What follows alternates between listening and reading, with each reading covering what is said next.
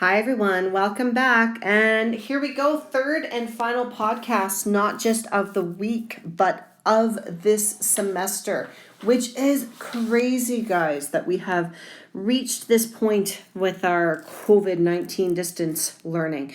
Honestly, I have so missed seeing your faces, and I will miss this small bit of talking connection to you too. Hopefully, I'll get to see you guys on your grad day where you go along to each of the different parking lots. I'll be at HTA. Anyway, let's start chatting. So predicting acid-base reactions is where we're at. Now, this should kind of bring your brain back, maybe, to a little something called predicting redox reactions.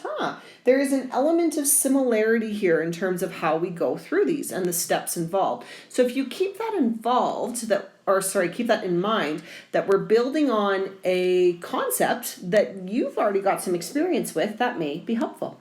All right, let's go into it. So ultimately, a quick review to start. When an acid and a base react, we know by definition, and this is that most recent Bronston-Lowry definition of acids and bases, that a proton is transferred, right? So in this scenario, we end up with a hydrogen being transferred over to that ammonia. So ammonia is the base, it's the hydrogen acceptor. Water acts as the acid here, it's the proton donor. And then we end up with no longer 3 protons, of course, 3 hydrogens, but 4 of them on that ammonia. Hence it's NH4+, and we are characteristically basic with our hydroxide. If you're wondering what those funny things here are, guys, those are representative of the electron pairs, right? The lone pairs and the clouds associated with them. The actual oxygen is what's in the middle here. Okay? Anyway, basic, simplistic, no big deal. But here's the deal. You hopefully have started to see that we have a circumstance where in the context of a reaction and the given entities present, there's more than one thing quite often that could technically donate a proton. And there's often more than one thing that could technically gain a proton. So how do you decide which entity is the one donating and which one is the one gaining? And this comes down to the determination of which actual chemical is going to act as the strongest acid in the context of a given reaction, and which chemical is going to act as the strongest base in the context of the reaction.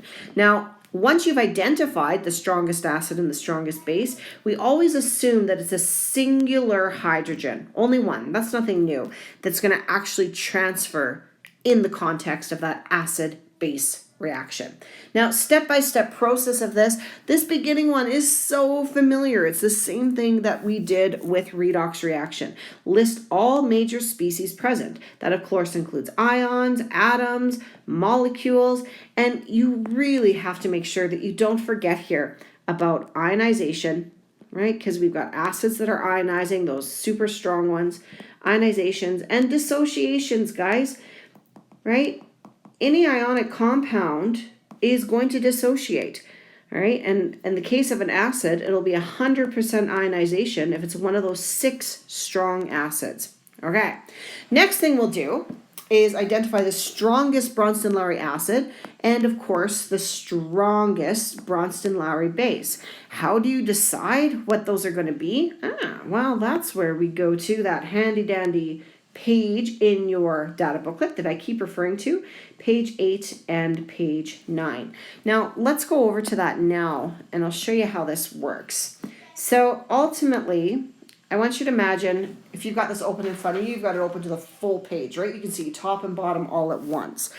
On this, and you can make a note of it in your data booklet if that's helpful to you, the strongest acid starts right at the top, and then you work your way down. So that means that, and I'm not talking about, maybe I'll move it down so that's a little more clear. These are just your jointly strongest acids, right? Those are all 100% ionization.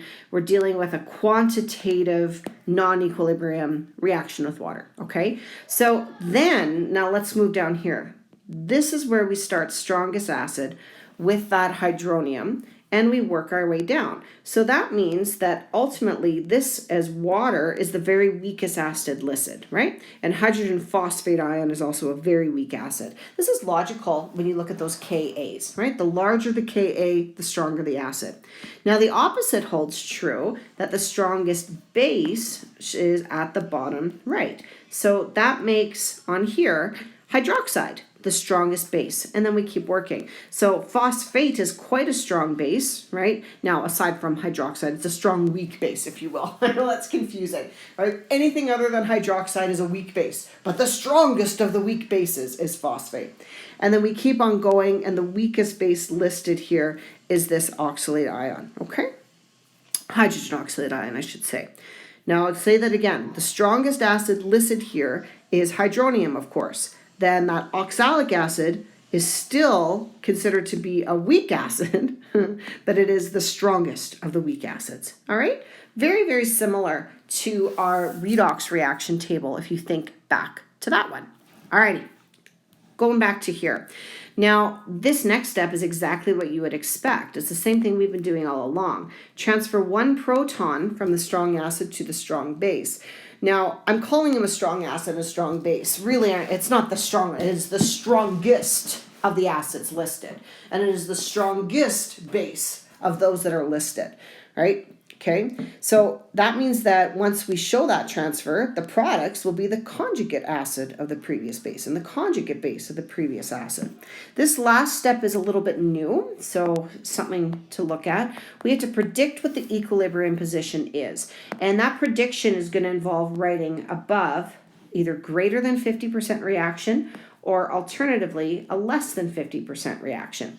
If it's greater than, then we have a circumstance where the strongest acid is above the strongest base in the table. Again, familiarity to what we did with redox tables, right? So if the strongest acid is above the strongest base, then it's going to favor the products, a greater than 50%. If the strongest acid is below, I'm having a hard time drawing S's here. I don't know why. Okay. If the strongest acid is lower than the strongest base, then it's going to favor the reactants. Okay, that's all that's getting at. All right, let's start to put this thing into practice. Here's your example. First thing here is ultimately you don't know what reaction is most likely to occur, so we have to figure it out. Benzoic acid is what we're dealing with. It reacts with a solution of sodium hydrogen carbonate. Well, first things first is figure out if we have any true strong acids or strong bases here.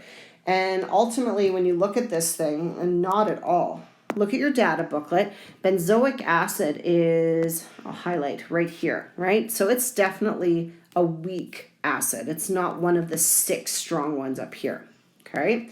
So that's fine, benzoic acid. That means what I'm going to have present, because it's not listed as a truly strong acid, right? It's not one of the 6. So I just write it down as it is. C6H5 COOH aqueous. Okay, fine, done.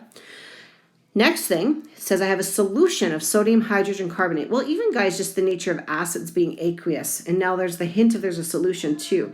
You need to make note of, and a lot of people forget this, so don't please, that water is present.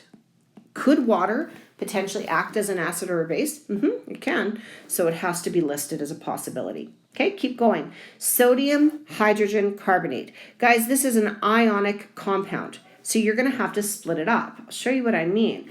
The formula for this thing is, what am I doing here? NaHCO3, and it's a solution of it. So you bet it is going to dissociate in water. So we're going to split it. We're not even going to write it as the whole thing. We're simply going to write it as Na plus aqueous plus the hydrogen carbonate, HCO3 negative aqueous. Now those are our 5, oh no, I shouldn't even put the plus there. You don't need that. There we go.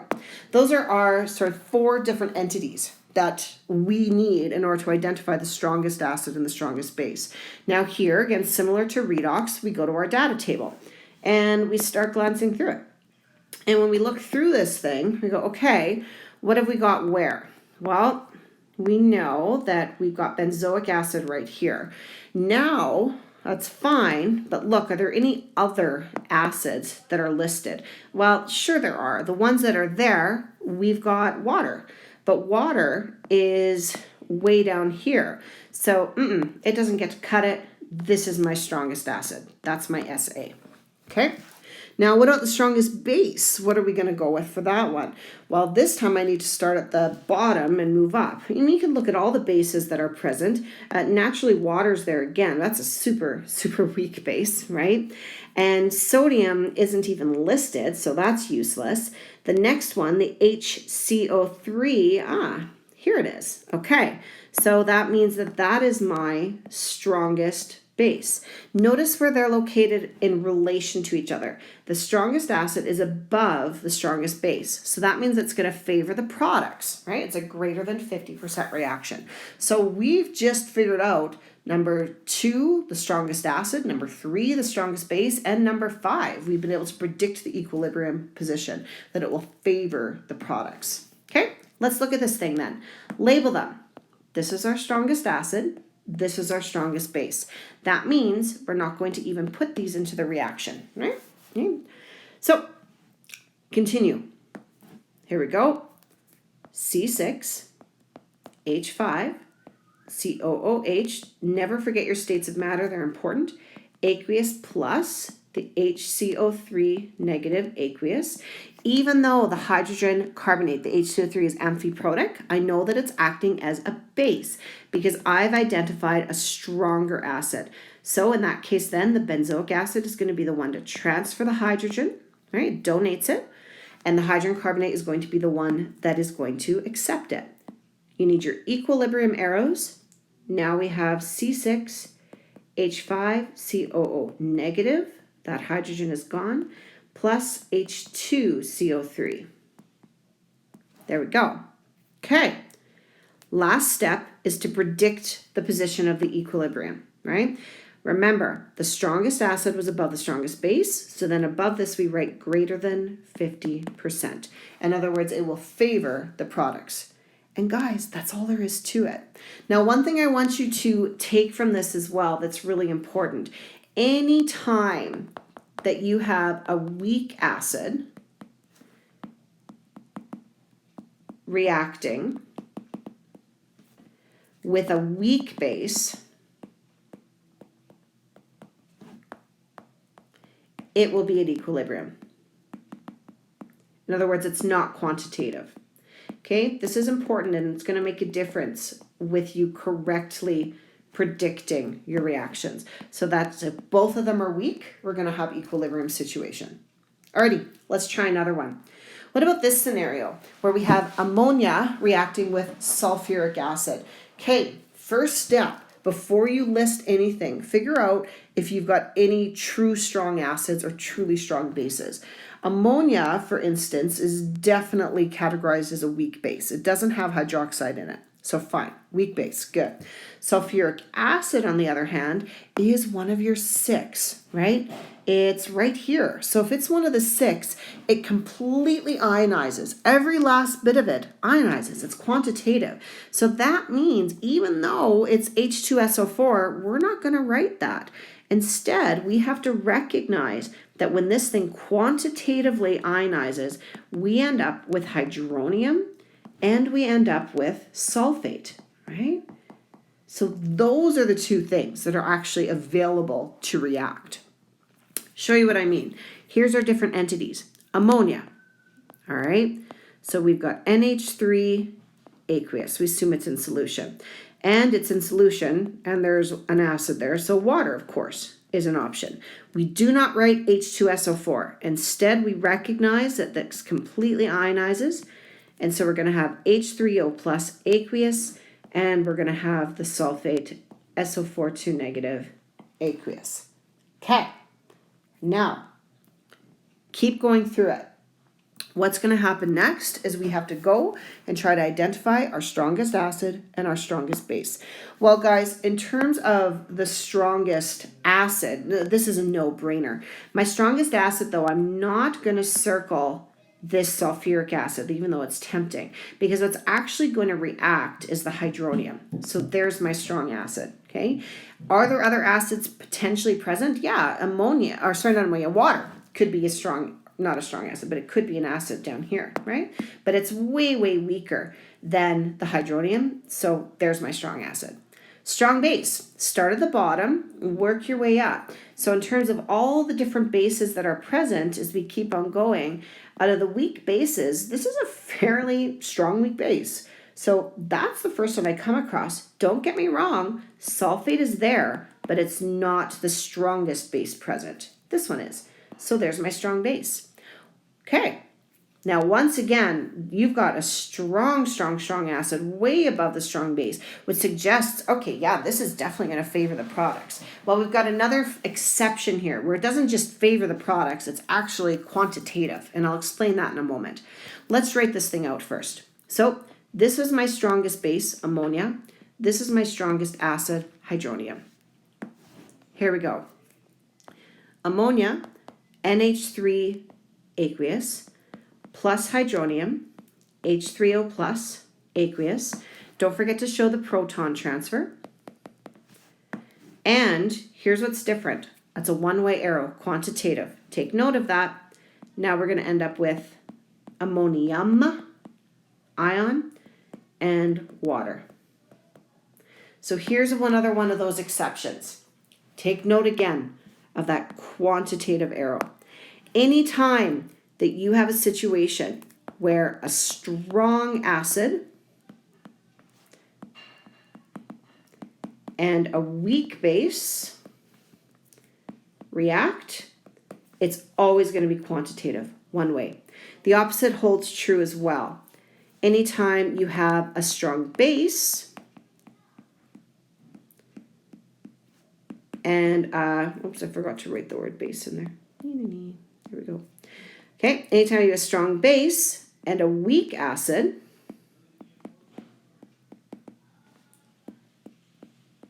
again, quantitative, alrighty? So a strong acid with weak base, quantitative. A strong base with a weak acid, quantitative.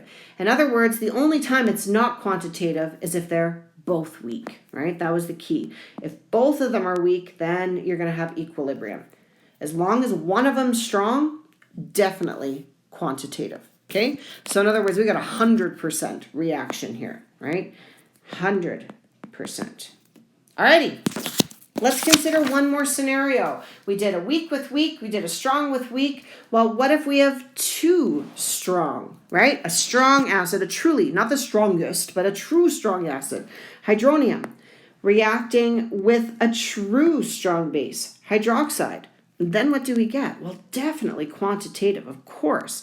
But let's consider what that looks like. So prediction-wise, sodium hydroxide, an ionic compound, will dissociate, which means we need to show each ion dissociated. So sodium aqueous, hydroxide, OH negative aqueous, and of course water is present as well. Hydrochloric acid will 100% ionize. It will ionize into hydronium, and it will ionize into chloride ion. So those are the two that I write.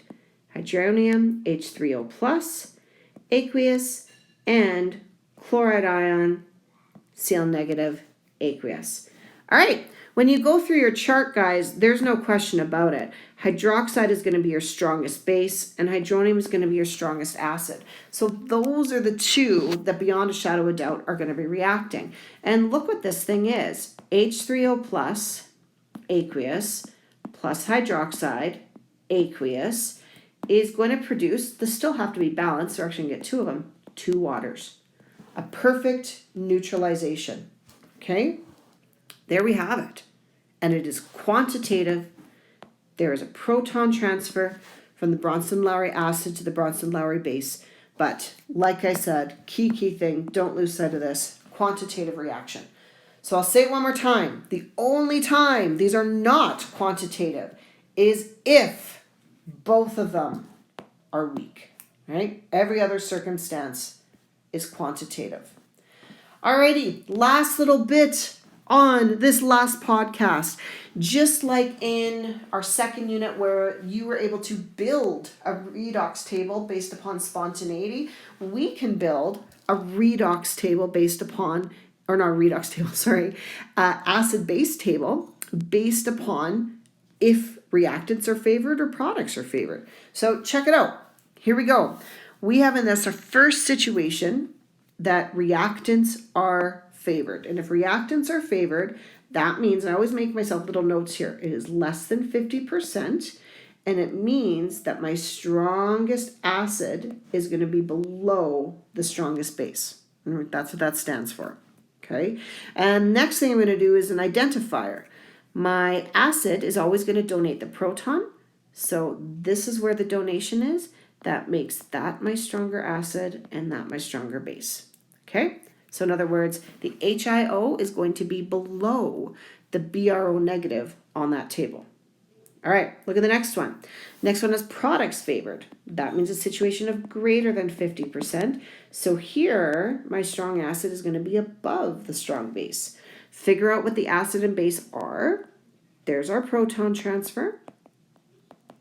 So that HCrO4 negative is going to act as the strongest strongest acid there, and the BRO negative is going to act as the strongest base. Let's highlight just to be clear. This will be a base, this will be a base. So it will be above in that case, below in this case. This will be the acid, it'll be below. This will be the acid, in that one it's above. All right, step by step. Let's look at the third one. Reactants are favored, so we're going to have less than 50%, which means that my strong acid there is going to be lower than the strong base. Identify them. Here's our proton transfer. This will be my stronger acid. This will be my stronger base. And I'll go back to colors again. Alrighty. Now we need to actually do the analysis, right? Look at where things are. And I always find it a little bit easier to do this collectively. Find what's the same. I'll give you an example. I have this HCrO4 negative and HCO4 negative present in two of them. In one of them, it's sitting above the BRO negative. In the other one, it's sitting below the N3 negative. So that means I'm going to put it somewhere closer to the middle, right? So it's not the very top, it's not the very bottom, somewhere middle-ish. Okay, I'm going to switch over to here to start doing that. So I'm going to put it, so I've got some space above, space below, oopsies, here we go. HCrO4 negative aqueous. And listed on this side, of course, are going to be my acids. And listed on this side are going to be my conjugate bases. Okay?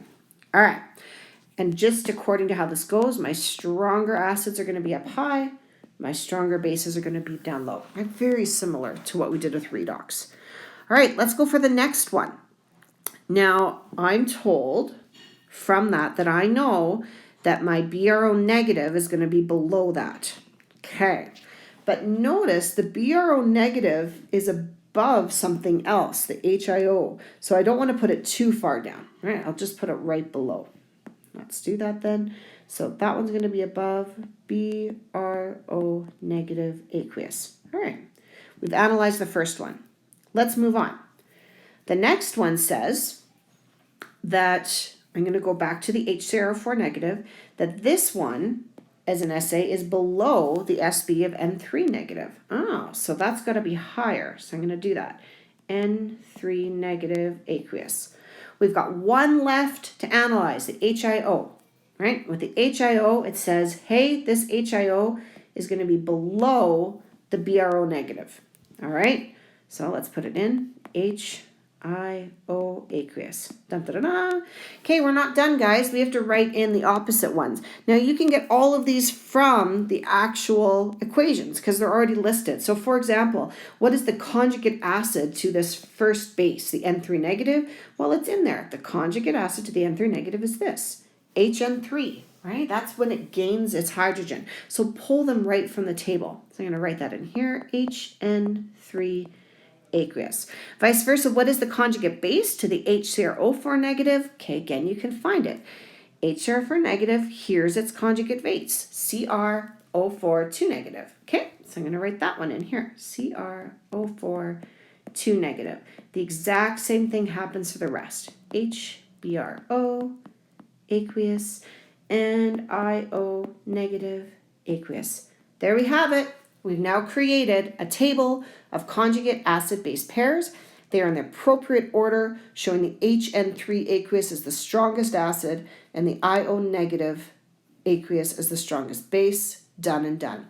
You will see a similar question to this, guys, on this week's assignment. Speaking of which, you can now do all of number 8 and number 9, and there you have it, the end of your final assignment of new material. Don't forget, week 12 is going to be a review of the entire course, so be prepared for that, please.